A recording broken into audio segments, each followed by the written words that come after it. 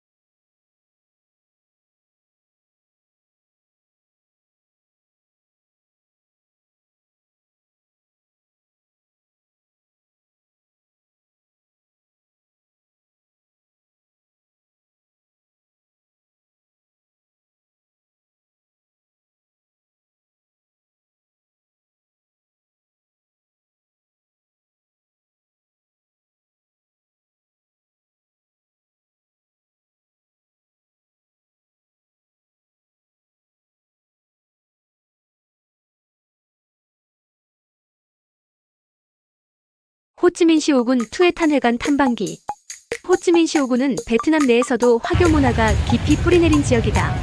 이곳에는 중국 광둥성과 푸젠성 출신 이민자들이 세운 다양한 사당과 회관이 존재하는데 투에탄 회관은 그 중에서도 중요한 역사적 문화적 가치를 지닌 건물이다. 이 회관은 단순한 사원이 아니라 광둥 출신 화교들이 공동체를 형성하고 신앙과 전통을 이어가기 위해 세운 공간이다. 현재까지도 베트남 화교 사회의 중심지로 기능하고 있으며 중국식 건축과 도교 신앙이 조화롭게 어우러진 사원으로 많은 방문객들에게 사랑받고 있다.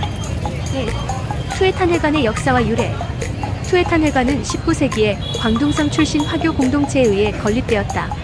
베트남으로 이주한 중국계 이민자들은 각 성별로 모여서 자신들만의 회관을 설립했는데 이는 단순한 사원이 아니라 문화적 사회적 중심지 역할도 했다. 투에탄이라는 이름은 광둥성의 한 지역명에서 따온 것으로 보이며 본래 광둥 출신 화교들의 모임 장소로 시작되었다. 사원의 주신은 성원묘라고도 불리는 도교 사원이다. 이곳에서 모시는 주신은 마조로 바다에서 선원과 상인들을 보호하는 해신이다. 마조는 바다를 수호하는 여신으로 베트남 남부와 화교 공동체에서 가장 중요한 신앙 대상 중 하나이다. 마조 양옆에는 그녀를 보좌하는 천리안과 순풍이 신상이 배치되어 있다. 천리안 먼 곳까지 꿰뚫어 볼 수 있는 신, 순풍이 바람을 타고 모든 소리를 들을 수 있는 신. 이들은 마조를 보좌하며 바다에서 위험에 처한 사람들을 구하는 역할을 한다. 현재는 도교, 불교, 민간 신앙이 혼합된 형태로 발전하여 많은 신도들이 찾고 있다. 건축과 내부 구조. 투에탄 회관은 전통적인 중국식 건축 양식을 기반으로 하면서도 베트남 특유의 문화적 요소가 가미된 독특한 구조를 갖고 있다. 입구와 외관 붉은 벽과 황금색 장식이 조화를 이루며 전통적인 중국식 회관의 분위기를 물씬 풍긴다. 입구 상단에는 중국식 한자 간판이 걸려있으며 용과 봉황, 다양한 신화적 동물들이 장식되어 있다. 또한 지붕에는 도교와 불교에서 신성한 존재로 여겨지는 용 조각상이 장식되어 있어 강력한 기운을 상징한다. 나 본전에 모신 중심 마조를 모신 공간. 사원 내부에서 가장 중요한 공간은 마조를 모신 본전이다. 중앙에 금빛으로 장식된 마조상이 놓여 있으며 신자들은 이곳에서 향을 피우고 기도를 올린다. 불교적 요소와 도교적 요소가 혼합되어 있으며 전통적인 도교 사원에서 볼 수 있는 붉은 등과 노란색 장식들이 조화를 이루고 있다. 양측의 보조 신앙 공간 본전 양쪽에는 다른 신들을 모신 제단이 마련되어 있다. 도교 신앙의 영향을 받아 토지신, 제신, 불을 관장하는 신, 태상노군, 도교의 대표적 신격 등 다양한 신들이 함께 모셔져 있다. 일부 공간에서는 선망한 조상들의 위패도 보관되어 있으며 화교 공동체의 유산을 기리는 역할을 하기도 한다. 3. 신앙 활동과 문화적 의미.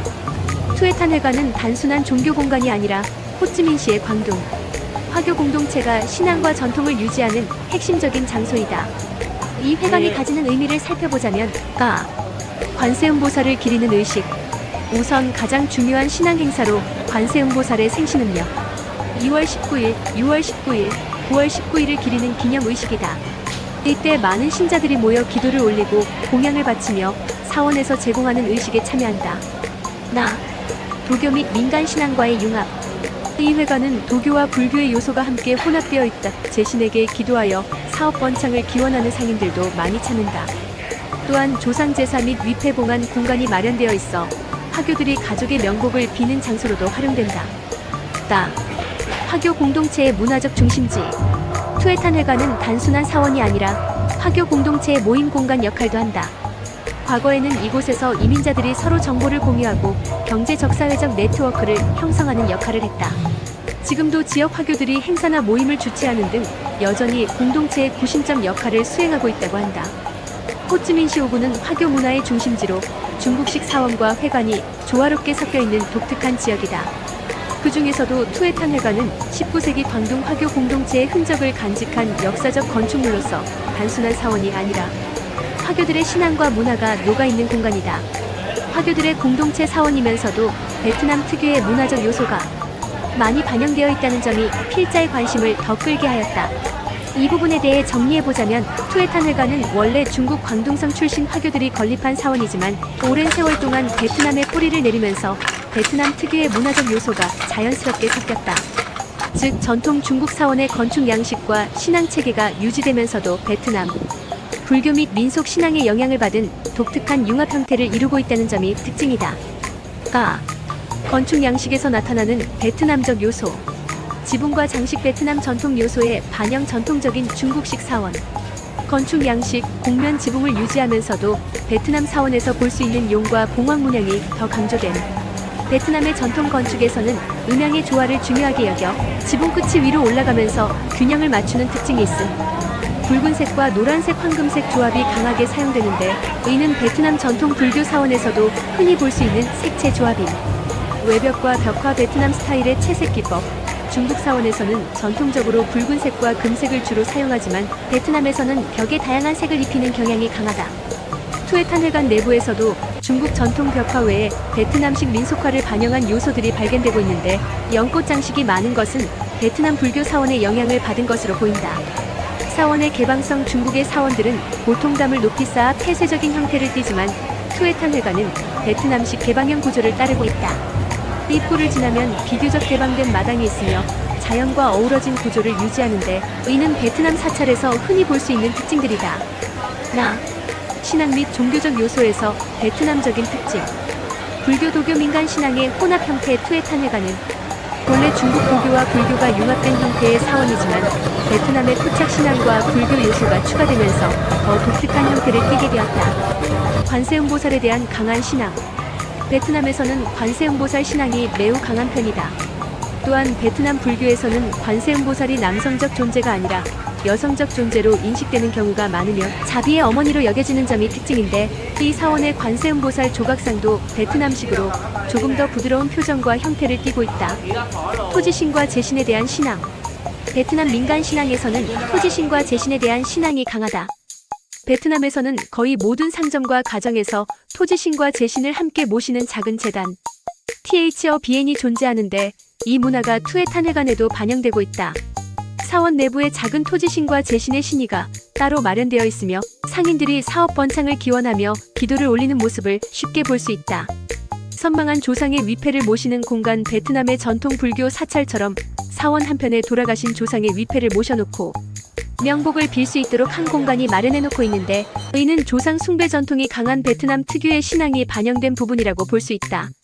중국 사원에서는 보통 도교신이나 특정 신앙적 인물을 중심으로 모시는 경우가 많지만 베트남식 화교 사원에서는 사찰 자체가 조상을 기리는 공간의 기능도 수행하고 있다. 신앙 행사와 문화적 요소에서의 변화. 음력 명절, 특히 우란 분절과 베트남식 설날에 특화된 행사. 투에탄회관에서는 음력 7월 15일 우란 분절이 가장 중요한 행사 중 하나이다. 우란 분절은 불교에서 조상의 명복을 빌고 돌아가신 부모와 조상을 기리는 날로 베트남 불교에서는 불안이라는 이름으로 매우 성대하게 기념된다. 이날 투에탄회관에서는 많은 신도들이 모여 공양을 올리고 조상들에게 향을 피우며 종교의식을 진행한다. 이는 중국 사원에서도 우란 분절을 기념하지만 베트남에서는 더 강한 조상 숭배 의식이 포함되었다는 것을 의미하는 것이고 베트남식 설날택 기간에도 투에탄회관은 많은 신도들로 붐빈다는 것은 베트남화가 진행되었음을 의미한다고 볼 수 있겠다. 베트남에서는 음력 새해를 맞이할 때 사찰에서 향을 피우고 부처님께 새해의 복을 기원하는 전통이 있는데 이 문화가 투에탄회관에도 반영되어 설날 기간 동안 방문객이 급증하며 장엄한 불교도교 의식이 진행되고 있는 것이다. 투에탄회관은 본래 중국 화교들이 세운 사원이지만 오랜 세월 동안 베트남적 요소 개방적 건축, 불교 신앙, 조상 숭배, 토지신 제신 신앙, 음력 명절 행사 등과 자연스럽게 반영되면서 독특한 종교 공간으로 변모했음을 알 수 있다. 이런 문화적 융합이 바로 베트남 내 화교 사원의 특징이자 투에탄회관을 더욱 특별한 곳으로 만드는 이유가 되는 것으로 베트남 호찌민시를 방문한 분들이 탐방하여 독특한 문화를 이해하실 수 있기를 추천드립니다.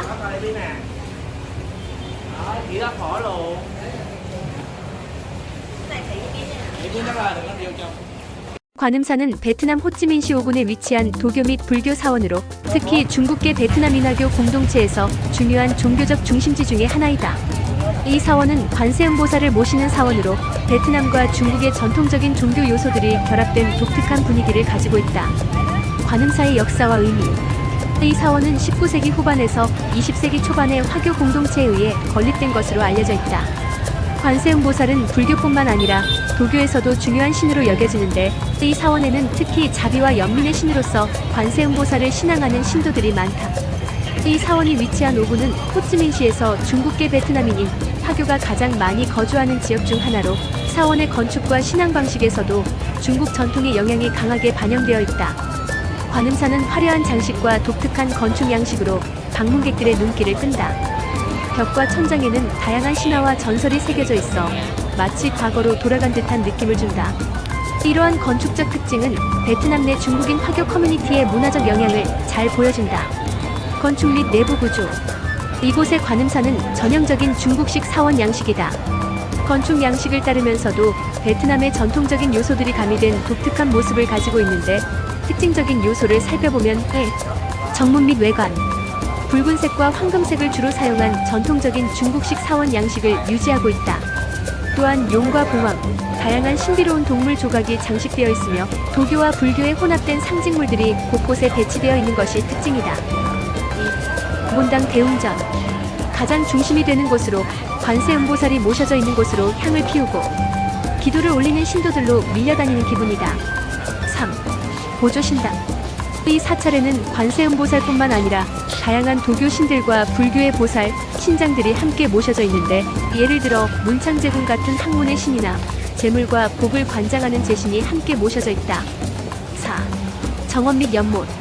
사찰의 외부에는 중국식 사원처럼 연못과 작은 정원이 조성되어 있다.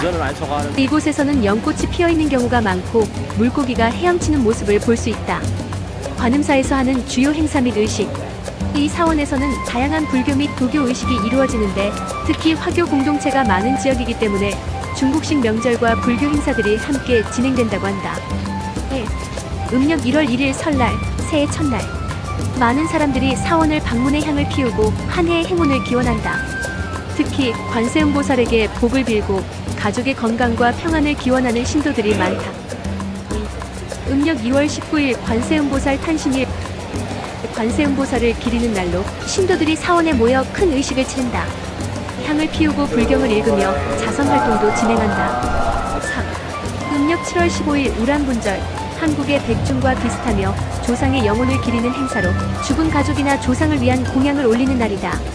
불교와 도교 신자들이 함께 방문하며 다양한 의식과 법회가 열린다. 4. 제신 의식. 사업을 하는 사람들이 많이 방문하여 제신에게 금전운을 기원하는 의식을 행하는 경우도 많다. 특히 음력 정월 초닷새, 제신일에는 사업가들이 사원을 찾아 번영을 기원한다고 한다. 관음사는 단순한 도교 또는 불교 사원이 아니라 도교와 불교가 혼합된 베트남과 중국식 신앙이 반영된 곳이라서 독특한 분위기를 느낄 수 있었으며 특히 중국계 베트남인 화교 공동체의 전통과 문화를 이해할 수 있는 좋은 장소로 호찌민시를 찾은 분들께 방문을 추천드립니다.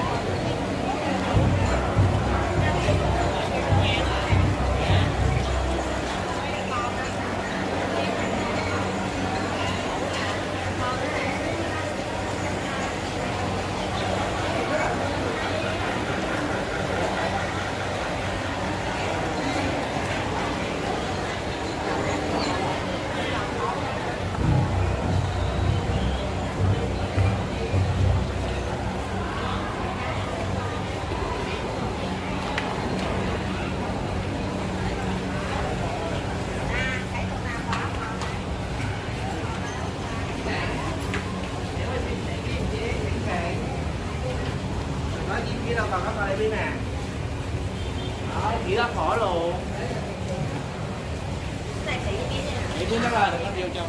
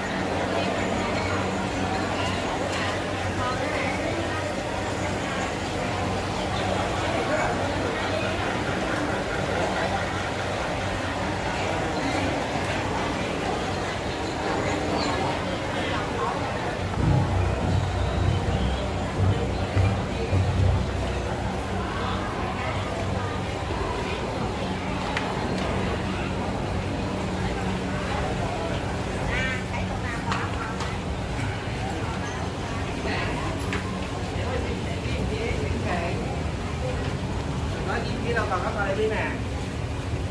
Đó, chỉ đó khỏi luôn. Vậy cứ chắc là đừng có điều cho. 호치민시 일군 타카시마야 백화점 근처에 있는 마리암만 힌두교 사원을 찾았다. 이 사원은 19세기 후반에 남인도에서 이주한 타밀인들에 의해 건립되었으며 베트남에서 가장 유명한 힌두교 사원 중 하나이다. 사원에는 힌두교의 비슈누 여신인 마리암만을 주신으로 모시고 있다. 마리암만은 질병과 비를 관장하는 여신으로 알려져 있으며 특히 천연두와 같은 전염병으로부터 보호해준다고 믿어진다. 사원의 건축 양식은 남인도 스타일을 따르고 있으며 다채로운 색상의 조각상과 섬세한 장식의 특징이다. 입구 위로는 다양한 힌두교 신들의 조각상의 층층이 배치되어 있어 화려한 외관을 자랑한다. 내부에는 마리암만 여신의 신상이 중앙에 위치해 있으며 그 주변으로 가네샤, 무르간 등의 다른 힌두교 신들의 신상도 모셔져 있다. 사원은 현지 신자들뿐만 아니라 관광객들에게도 개방되어 있어 많은 이들이 방문하여 힌두교 문화와 예술을 체험할 수 있다. 설날 첫날임에도 사원을 찾은 신도들은 많지 않아 한적한 느낌마저 들기도 했다. 하지만 마리암만 힌두교 사원은 호치민시의 다문화적 역사를 보여주는 중요한 문화유산으로 다양한 종교와 문화가 공존하는 베트남의 독특한 면모를 잘 나타내고 있다. 또한 이 사원은 베트남과 인도의 우호교류를 상징하기도 하는데 호찌민 주석과의 좌와할랄 네루 초대 인도 총리와의 미팅 사진과 설명이 이를 뒷받침하는 듯하다. 힌두교에 대한 간단한 이해. 힌두교는 세계에서 가장 오래된 종교 중 하나로 주로 인도와 네팔에서 믿어지는 종교다. 특정한 창시자가 없는 다신교 여러 신을 믿는 종교이며 불교, 자이나교, 시크교 같은 종교들의 뿌리가 되었다. 힌두교의 핵심 개념. 힌두교는 수많은 신을 숭배하는 다신교지만 모든 신이 절대적인 존재인 브라흐만의 다른 모습이라고 본다. 대표적인 신으로는 브라흐마, 창조의 신, 비슈누, 세계를 유지하는 신, 시바, 파괴와 재생의 신, 가네샤, 지혜와 부의 신, 락슈미, 부와 행운의 여신, 두루가, 보호와 전쟁의 여신 등이 있다. 각 지역과 가정마다 숭배하는 신이 다를 수 있으며 주신을 선택하여 개인적으로 숭배하는 경우도 많다고 한다. 윤회 앤드 카르마. 힌두교는 사람이 죽으면 윤회하여 다시 태어나만다고 믿는다. 즉 한 생에서 쌓은 카르마 업보에 따라 다음 생의 삶이 결정된다고 믿는 것이다. 힌두교의 최종 목표는 모크샤, 즉 해탈을 이루어 윤회의 굴레에서 벗어나는 것이다. 좋은 카르마를 통해 더 나은 삶 부유한 인간 또는 신의 영역으로 태어나고 나쁜 카르마를 통해서는 더 낮은 삶, 가난한 인간, 동물, 벌레 등으로 태어난다고 믿는다. 3. 다르마 의무와 도리. 힌두교에서는 사회적, 도덕적, 종교적 의무를 뜻하는 다르마를 중요하게 여긴다. 사람마다 맡은 역할에 따라 카스트, 계급이 있으며 이를 수행하는 것이 중요한 가치이다. 4. 힌두교의 주요 개념 요약. 브라흐만 모든 존재의 근원, 우주의 절대적 힘. 다신교 여러 신을 숭배하지만 모두 브라흐만의 다른 모습. 윤회 죽으면 다시 태어나며 계속 삶이 반복됨. 카르마 선행과 악행이 쌓여 다음 생의 운명을 결정. 다르마 각자의 사회적 역할과 의무. 모크샤 해탈하여 윤회의 굴레에서 벗어남. 5. 힌두교 사원의 특징. 힌두교 사원은 다양한 신들의 조각상과 화려한 색감이 특징이다.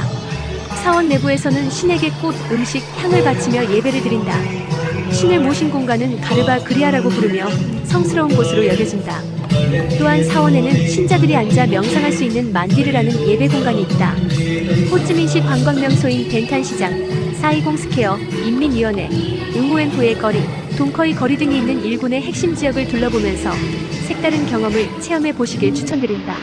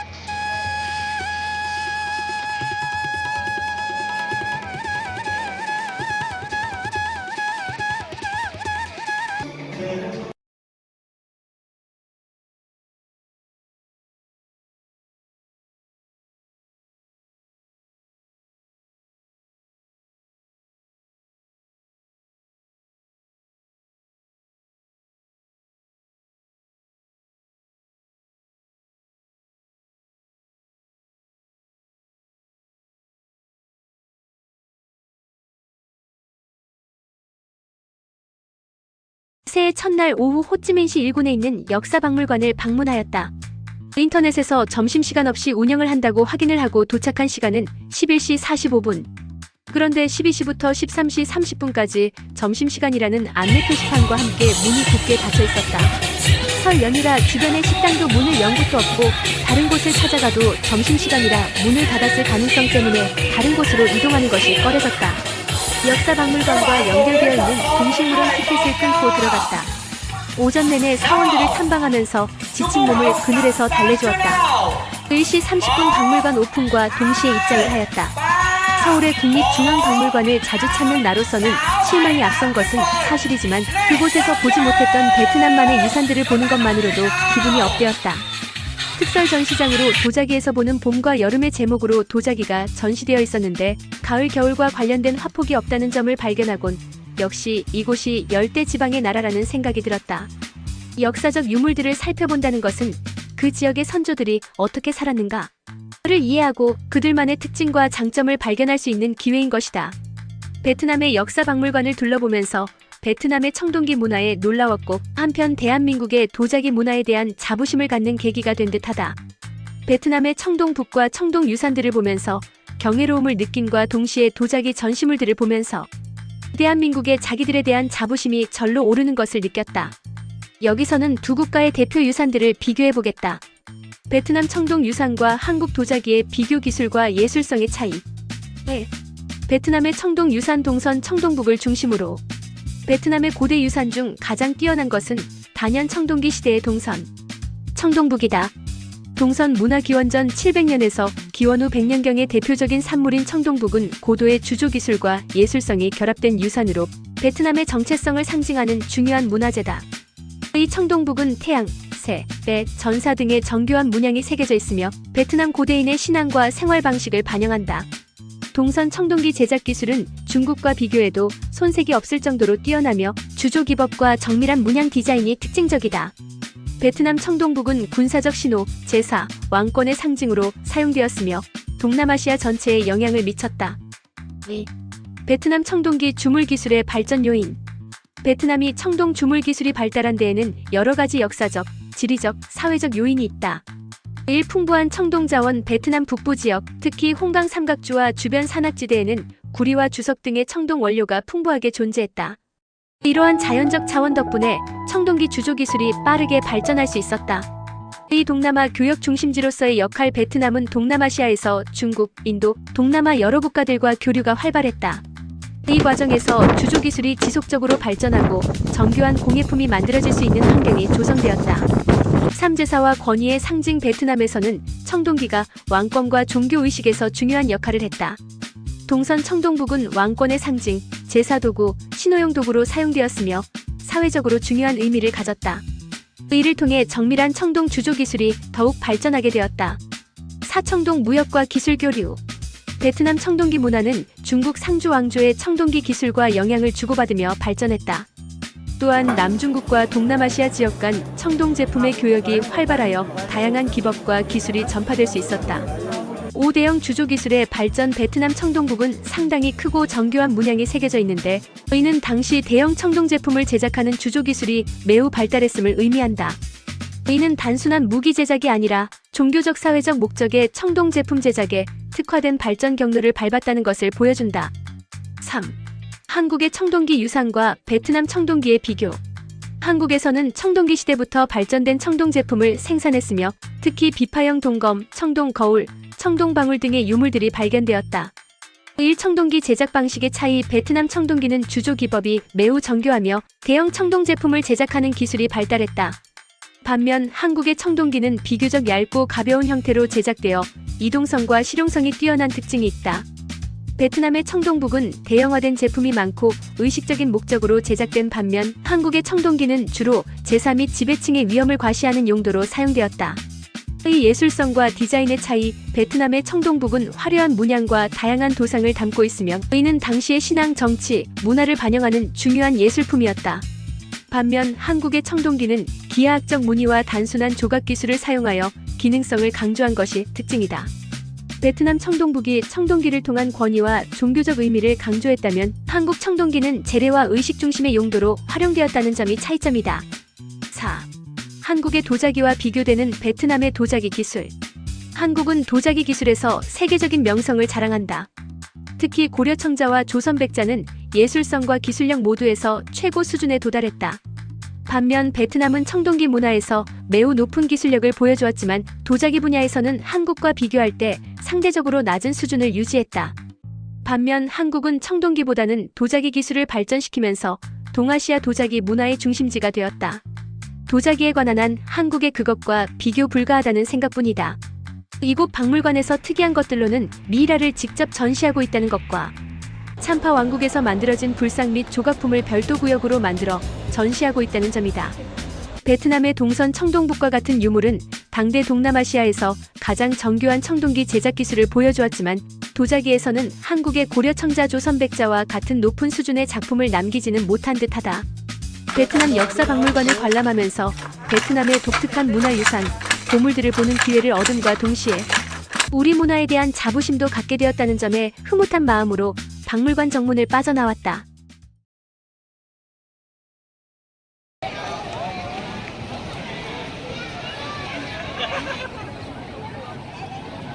여기 진짜 맛있네.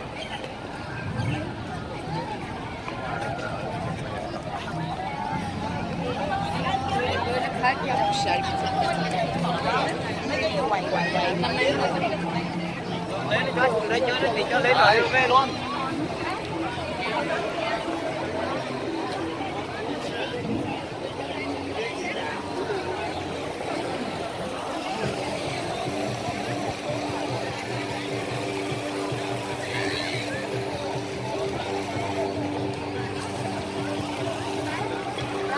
Hãy subscribe cho kênh Ghiền Mì Gõ để không bỏ lỡ